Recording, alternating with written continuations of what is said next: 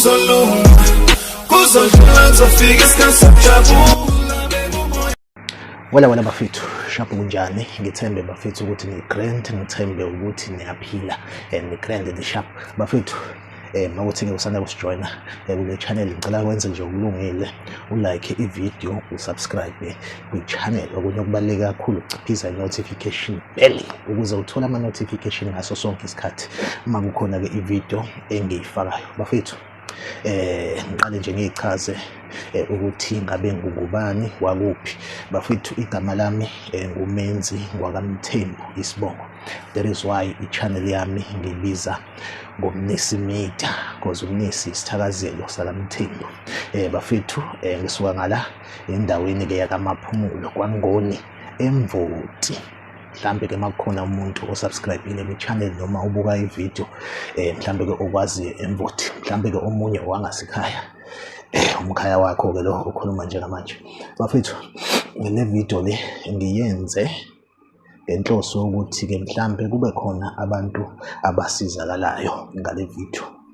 Bafethu, nginama-channels, YouTube channels awu-4.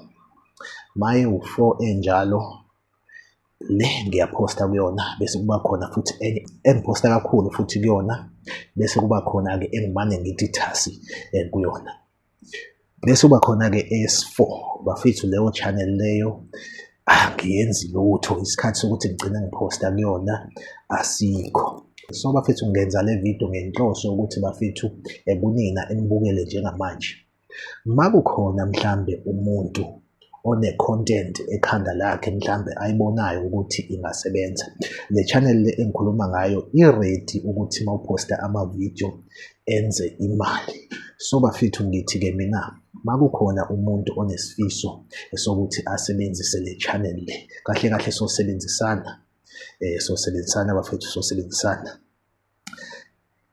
Makukhona umuntu onesifiso sokusebenzisa le channel, mhlambe umuntu one-content ekhanda lakhe ayaziyo ukuthi izosebenza, ingathola ama-views amaningi, bafethu, ngizoshiya i-WhatsApp number yami kwi-description noma nje ngiyibhale khona la kwi-video, bese uyangi-WhatsAppa ungitshele ukuthi wena i-content yakho ikanje kanje kanje kanje kanje kanje. So bafethu, ngizobe sengikhetha kumuntu ofike ne-story wayichaza i-content yakhe, ngabona nami ukuthi hayi le content le ingahamba, ngizobe sengikhetha bafethu. So uma ukuthi-ke mhlambe ungisendelile i-voice note ku-WhatsApp, mhlambe ngagcina ngiyifunda nje kwaphela, kuyobe kusho ukuthi mhlambe ngisawalalela ama-voice note, okanye mhlambe khona i-voice note esengithemba ngithi uma ngiyilalela ngathola ukuthi hayi iyashaya nangu umuntu esingasebenzisana naye.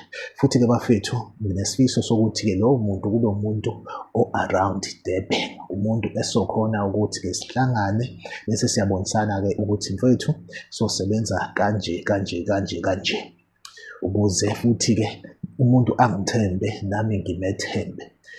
So bese sixoxa ukuthi-ke ama-video sowenza ngale ndlela kanje kanje kanje kanje kanje bafethu. So bafethu, bakhona umuntu onesifiso sokuthi-ke ayilandele le offer le engimnika yona bafethu, angangi-WhatsAppa kuyona-ke le number engiyifakile escreenini. Bafethu, ungakhohlwa ukulike i-video, usubscribe kwi-channel.